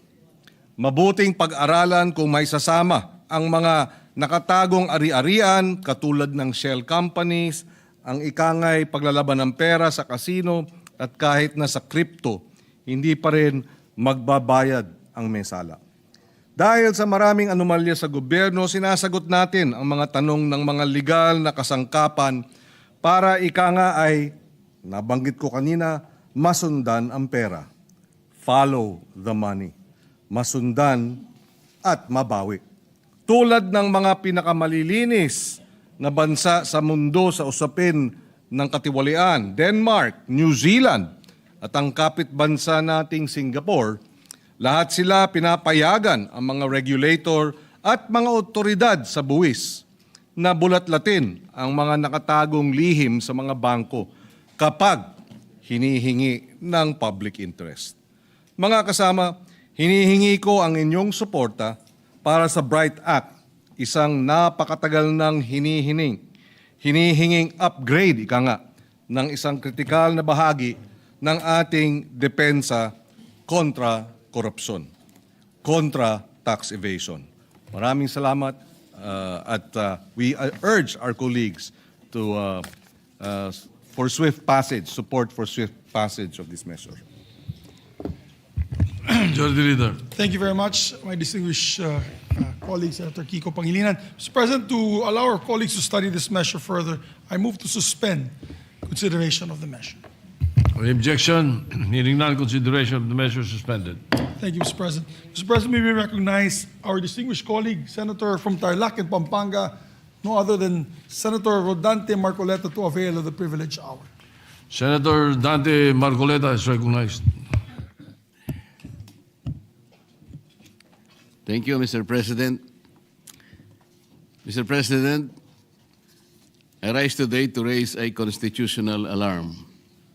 We are witnessing an unusual situation in our bureaucracy today. At a time when local unrest and tumultuous global headwinds threaten the well-being of our kababayans, a growing number of crucial government agencies are being led not by duly confirmed cabinet secretaries, but by officials merely serving in an acting capacity. And this brings us to a disturbing reality in our bureaucracy today. Mr. President, what is at stake is not merely the reputation of individuals, but the integrity of our public institutions. As we speak, several key government agencies are being run by acting secretaries, officials who wield immense power, control billion-peso budgets, and approve critical infrastructure projects, yet have not undergone confirmation. These agencies include 1, Office of the Executive Secretary, Department of Finance, Department of Public Works and Highways, number 4, Department of Justice, number 5, Department of Budget and Management, 6, Department of Environment and Natural Resources, 7, Department of Transportation, and the last, the Presidential Communications Office. Hindi ito mga maliliit o mga basta-bastang ahensya, Mr. President. These are core institutions of our government. They control our money, they enforce our laws, they build our infrastructure, they defend sovereignty. They speak for the President and the Republic. They are alter egos of the President. Nevertheless, they are run by officials whose appointments or nominations have never been submitted to the Commission on Appointments for confirmation. Why does this matter, Mr. President? Because the Constitution did not leave this to discretion. Section 16, Article 7 of the 1987 Constitution provides, and I quote, "The President shall nominate and with the consent of the Commission on Appointments appoint the heads of the executive departments, ambassadors, other public ministers and consuls or officers of the armed forces from rank of colonel or naval captain, and other officers whose appointments are vested in him in this Constitution. The Constitution is very clear, Mr. President. It compels the President to nominate or appoint heads of executive departments, among others, and submit their appointments to the CA. The word shall makes it mandatory, not optional, restrictive, not permissive. Yet this constitutional command is being defied. Let me be precise, Mr. President. There is nothing inherently illegal about an acting secretary. The law allows it. The continuity of the government demands it, but what is dangerous is when acting becomes permanent by design. Our acting secretaries have been running major cabinet departments for months on end. Some for 2 or 4 months now, and one for over half a year. And up to this day, Mr. President, none of their appointment letters have been transmitted to the CA. Needless to say, the delay is not on the part of the CA. We cannot confirm what is never submitted. If Malacanang does not transmit the appointments, the Constitutional Commission is made powerless. Under the rules of the Civil Service Commission, enacting capacity entails not only the exercise of the ministerial functions attached to the position, but also the exercise of discretion since the person designated is deemed to be incumbent of the position. They can issue policies, approve projects, sign contracts, and approve expenditure of public funds. They wield all the authority of permanent secretaries while evading constitutional scrutiny and consent. Mr. President, the Constitution envisions a system of checks and balances, not convenience and circumvention. The Commission on Appointments was precisely restored under the 1987 Constitution to prevent the danger of allowing key positions to be filled without scrutiny, accountability, or constitutional restraint. We need to ensure that those entrusted with immense power are fit, competent, and worthy of public trust. Thus, the rigorous deliberations conducted by the Commission, and when the executive repeatedly relies on acting appointments, it weakens that constitutional safeguard and sends the wrong signal to the bureaucracy. Why the key cabinet members allowed to exercise full powers of their offices while never being presented before the CA for scrutiny? There can be many reasons, Mr. President. But one fact cannot be denied. This allows the executive to effectively create de facto permanent secretaries. This turns temporary designations into a tool of permanent power. Unfortunately, this kind of circumvention is nothing new. This representation has also previously noted and brought into attention the non-confirmation of the chairperson and board members of the Basis Convention Development Authority, or BCDA, which is a direct defiance of Republic Act number 7227, or the law that created the BCDA. This, alongside the continuing non-submission of appointments or nominations of officials serving in acting capacity to the CA, clearly undermines the constitutional mandate imposed upon by the Constitution. If the President has confidence in these officials, their appointments should have been sent to the CA promptly. Let us not allow the Republic to be ruled by officials who hold power without constitutional legitimacy, Mr. President. Because when appointments are withheld, the constitutional safeguard is effectively destroyed. Make no mistake, this call fully respects the separation of powers. But even more than that, Mr. President, this affirms our constitutional duty to check and balance power so that no branch, no office, and no official stands above the law.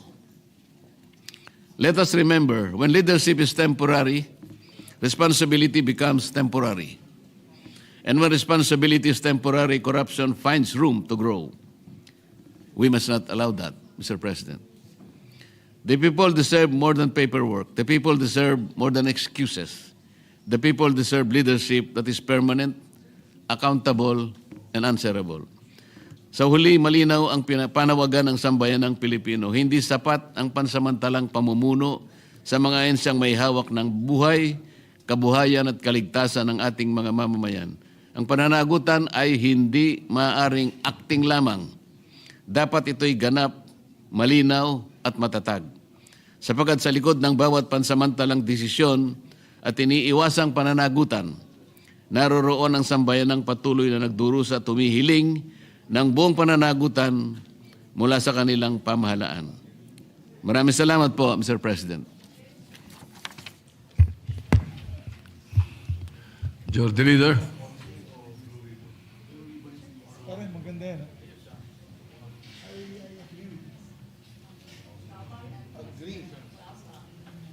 Thank you very much, Mr. President. We'd like to congratulate Senator Rodante Marcoleta for very good points being made. Tama po yan, Mr. President. Yung under our rules in the Commission on Appointments, when a secretary appointee has been bypassed 3 times, then the Commission on Appointments must decide whether to accept him or reject him. On the third time. On the third time. However, maganda pong punto pinalabas po ni Senator Marcoleta, sila po in acting capacity. Wala po silang ad interim appointment coming from Malacanang. Therefore, Yes. there's nothing to act on. Well, And therefore, let's place that on record so that the public is watching. When a presidential appointee is appointed into a cabinet position, when Congress is not in session, it is called an interim appointment. yes. When a cabinet position or person is appointed into the cabinet, when Congress is in session, it is only in an acting capacity. Yes. So it is correct, the point being raised by Senator Marcoleta. And I distinctly remember for a number of years, I would like to check how many years it was that Secretary Raul Gonzalez was Secretary of Justice for forever, but never submitted to the Commission on Appointments. Yes, Huh? Mr. President. Always ad interim. And I think the crafters of the Constitution try to be sure about the checks and balances of government by having the person or these appointees go through the Commission on Appointments, Mr. President, to look at their background, to look at their fitness for the position. So, Are there I any commend. interpellations? May we recognize Senator... Senator, the President Pro Temp, Senator Ping Lacson is recognized. Thank you, Mr. President. If the distinguished gentleman from Pampanga and Tarlac will yield to maybe 1 or 2 questions. Yes, Mr. President. First, I'd like to associate myself because this has been lingering for quite some time. And there's so many session breaks that I remember Secretary Dizon has been acting secretary. And during a lunch meeting with Secretary Recto, acting Secretary Recto, acting Executive Secretary, I even reminded him, sabi ko sa kanya, Ralph, mag-re-resume na yung session namin. Kailangan humingi na kayo ng ad interim appointment para ma-take up kayo ng Commission on Appointments. Pag inabot kayo ng session, resumption ng session, you will just be nominated and you cannot perform unless confirmed. So my question, Mr. President, is, in terms of authority and mandate, ano po ba ang difference ng full-time secretary and an acting secretary? Mr. President, pareho lang po yung kanilang gawain, pareho lang ang kanilang pananagutan, ngunit ang pinag-uusapan po yung pagiging official sana, hindi magiging temporary, hindi acting sana, para sa ganon ang kanilang gawain po sana ay palaging nakasalig po sa kagustuhan ng ating saligang batas. Kaya po nangangamba po ang representasyon na ito kung puro acting po, lalabas po silang overacting lahat pagdating ng araw, Mr. President. In other words, a full-time secretary can perform some long-term policy planning and direction, while an acting secretary, since temporary, short-term lang yung kanyang policy Yes, Mr. May I President. interject? As far as I recall, an acting secretary may not appoint anyone in his cabinet. That's the way I recall it, and I don't think he is allowed to sign for a certain amount of budget or funds. That's why an ad interim appointment is important. That's how I recall it. I can stand corrected later on. I think that is correct, Your Honor, Mr. President. There is some kind of limitation when a secretary has been appointed in an acting capacity. There are several conditions that attach to it, and sometimes he cannot perform some of the things that are within his jurisdiction. That's why, Mr. President, I'm wondering why Malacanang has not issued ad interim appointments. Because as mentioned by the distinguished gentleman from Tarlac, marami to. DOTR, DPWH, Executive Secretary, Department of Environment and Natural Resources, Department of Budget and acting lang talaga si parang OIC na si Yosek Toledo because career. Secretary of Finance, at least 7 PCO, at least 7 cabinet secretaries are in acting capacity. So I wonder why Malacanang, in spite of I've reminded even acting Secretary Vida during the last Blue Ribbon hearing. I approached him, you better remind Secretary Recto about our conversation that you should be given ad interim appointments because we'll be resuming session on Monday. I remember telling him that. And he said, yes, that's the reason why I'm leaving because I'm having a meeting with the acting executive secretary. But even then, wala rin po nangyari kasi nag-resume na tayo last Monday and no ad interim appointments were signed by the president. I wonder why this is the case, Mr. President. Do you have would like to venture a guess or you have an information? Your guess is as good as mine, Mr. President. The Anyway, graver problem is the CA cannot even act on its constitutional duty because they cannot be confirmed even if the President would like it to be so because the CA cannot confirm a secretary who is in an acting capacity. CA can only confirm secretaries who are designated with an ad interim ad interim capacity. So we will be facing a dilemma, Mr. President, that whether Malacanang would submit their names, but these are all in acting capacity, I don't think the CA can act on them because they are not in ad Being interim submitted, capacity, yes. Mr. President. Based on a Supreme Court decision, a cabinet official who is in an acting capacity may only serve for 1 year. There is a Supreme Court decision to that effect. And then what would happen would be circumvention if they are appointed again in an acting capacity and avoiding the Commission on Appointments. Now, may we know how many? I hate interpolating from the chair, no. But in as much as you are discussing it already, may we know how many cabinet officials are now in an acting capacity? As I mentioned, Mr. President, at least 8. What about the DENR? Also, the DNR is included, Mr. President. I guess he will be the victim of the three-strike policy that the CA has Because he was already... bypassed twice. Nakadalawa na kasi, Mr. President. Yes, so he was bypassed twice. The second bypass was in December. All right? Now, was he appointed after No. that?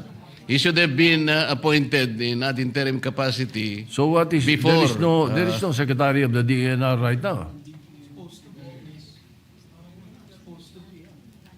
Is that correct?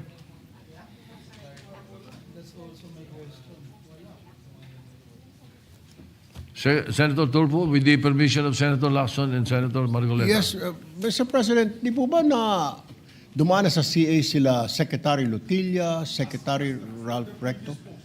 previous, pero so kailangan pang bumalik ulit sila sa CA dahil Yes, ibang agency they were na. not approved, yet they were not rejected.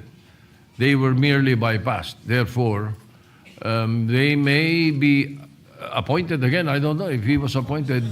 If he was appointed after December, then what it's is an the interim appointment. What are the rules, Mr. President? So Mr. we have to clarify this. Yeah, Mr. President, I think to clarify the point made by the good gentleman from Palawan in the Philippines is that they had already gone to the CA, but that was for their previous appointments as I believe Secretary Lutilla was for Department of Energy and Secretary Ralph Recto. Ralph Recto, yes, already got confirmed as Finance, but not yet as Executive Secretary. Secretary Vince Dizon was approved in DOTR, but not as the PWH Secretary. So that's the confusion. But if you are appointed to a new position, you have to come back. Precedents, I've Yes. seen it many times. They have to come back. Yeah. Correct. But in the case of Secretary Lotilla, if he was not appointed after December, he is not the Secretary of the ENR. And if he was, then ad interim appointment siya because we were on break. Mr. President, must we inform the executive department regarding this matter? Baka sobrang dami pong ginagawa or busy, we have to inform them at least. Well, the Senate is invited tomorrow because of the EDCOM presentation, which is a very historical thing. But I am told that there is a LEDAC meeting on Tuesday. Tuesday? Hindi pa. February 10, matagal pa yun. So we will try to bring it up tomorrow. Thank you, Mr. President. In fact, Mr. President, informally, I did that quite a few times. Whenever I would meet with the Secretary Recto, Secretary Diso, nasaan yung ad interim appointment ninyo? Because we are now, the session, we are now in recess. And it's better that you be given ad interim appointments. Otherwise, yun nga, pag nag-resume ng session, nomination lang kayo. And you cannot perform or you cannot even take your oath unless confirmed by the Commission on Appointments. So anyway, I'm glad and we're thankful that the gentleman from Pampanga and Tarlac has brought up this matter. So all these things will be clarified during the committee hearing or hearings that may be conducted once the referral is made. So this is just in jest, Mr. President. This is one of the very few times that I'm in agreement with Senator Marcoleta. So thank you very much, Senator Marcoleta. You're welcome, Your Honor. Thank you, Mr. President. Thank you, Yes, Mr. President. Mr. President, Majority Leader. after discussing with many of our colleagues here, I move that the speech of the good gentleman, so that the committee can act on it and a certain committee can call the stakeholders to a meeting here in the Senate. Particularly, maybe we can have a friendly invitation sent to ES Recto and ask him during a committee hearing, why is there this delay? They may give a better The answer. PLLO we should call the attention of the PLLO. Yes, Mr. President. Mr. President, if I may, I'm as Senator interested. Villanueva. Thank you, Mr. President. I'm as interested as you are, Mr. President, when you made mention about a specific example in the Department of Environment and Natural Resources. So, are we saying, Mr. President, that there is no secretary now of the DENR? Unless he was given an ad interim appointment because he was bypassed December. Yes, Mr. President, Therefore, but there was no such transmittal There that is ever happened. There is nothing. No. The bypass was in December. Yes. So if he was not appointed afterwards, then he is not the secretary of the right now. And everything that he is doing right now, if he is signing contracts, signing appointments, Mr. President, would be null and void, Mr. President? Yes, that is not allowed. If he was not appointed, we don't know. I don't know for a fact. Thank you, Mr. President, for that clarification. Thank you. Thank you. Majority Leader. Thank you, Mr. President. Mr. President, I move that the speech and the discussions done on the floor, the speech of Senator Dante Marcoleta and their interpellations of our dear colleagues, be referred to the committees, two committees, Mr. President. the Blue Ribbon Committee as a primary committee, and the Committee on Constitutional Amendments, Mr. President. Because there's also constitutional questions that would arise with this discussion. Huh? So hopefully, Consti, pwede. yes, so that we can discuss also the constitutionality of this this acting capacity of our secretaries, Mr. President. The issue is, the question is the interpretation of the provisions of the Constitution. Eh? That's right. Yeah, but this is not a constitutional amendment, but you would like the Constitutional Amendments Committee to tackle it? Yes, so that we can find at least together with the Blue Ribbon, if they can come out with a For committee the report. accountability, public accountability of, and then they come up- accountability of public officers, whether they are accountable or not for what they're Yes. doing. All right. And then they can come out with a statement or a committee report basically laying out the Senate's sense of the Senate on that particular issue. All right. Any objection? Chair hears none. Motion is approved. So referred.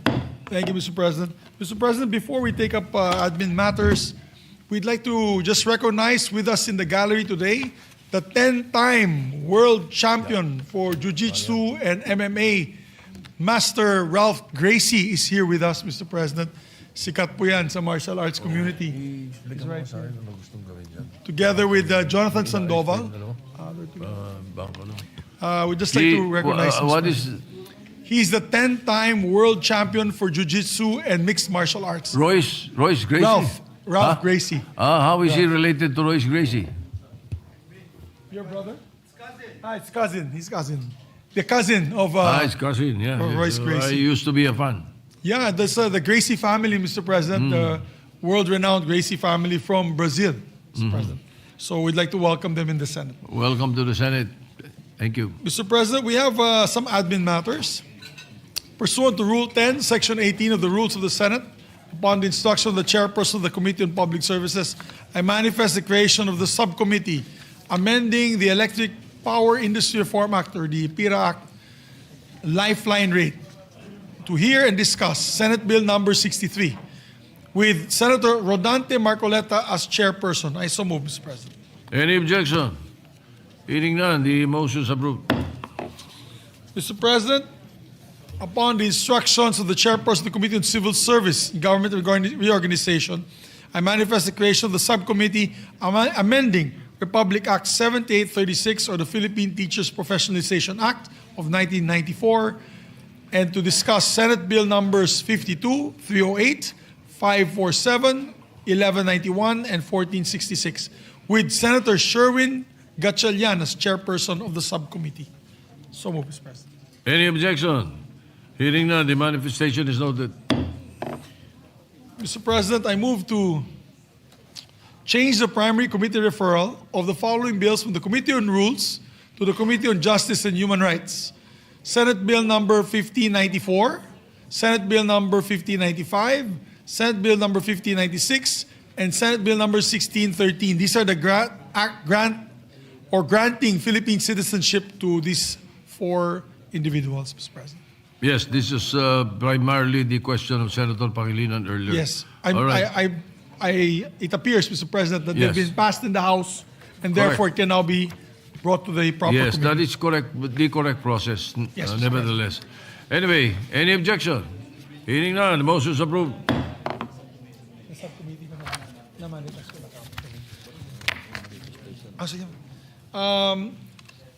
Mr. President, pursuant to Rule 10, Section 18 of the Rules of the Senate, and upon instruction of the chairperson of the committee, I manifest the creation of a subcommittee amending, I mentioned this already, Mr. President, the one of the bill of Senator, the subcommittee of Senator Marcoleta.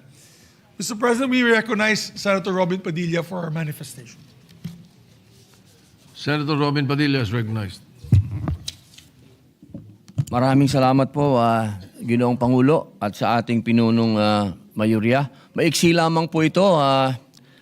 Nais ko lamang pong tawagin ang pansin ng ating mga kasama patungkol po sa nangyaring sakuna.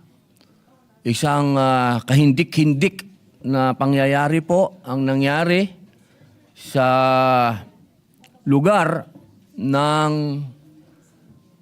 pagitan po ng Zamboanga papuntang Sulu.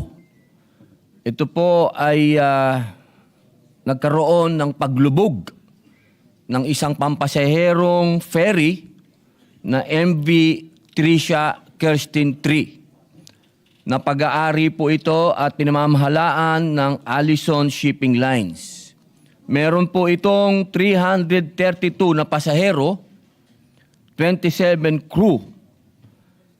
Ang namatay po dito ay nasa 18. Kumpirmado po itong namatay. Hinihiling ko po sa ating mga kasama at gumawa po ako ng resolusyon na sana po ito ay maimbestigahan.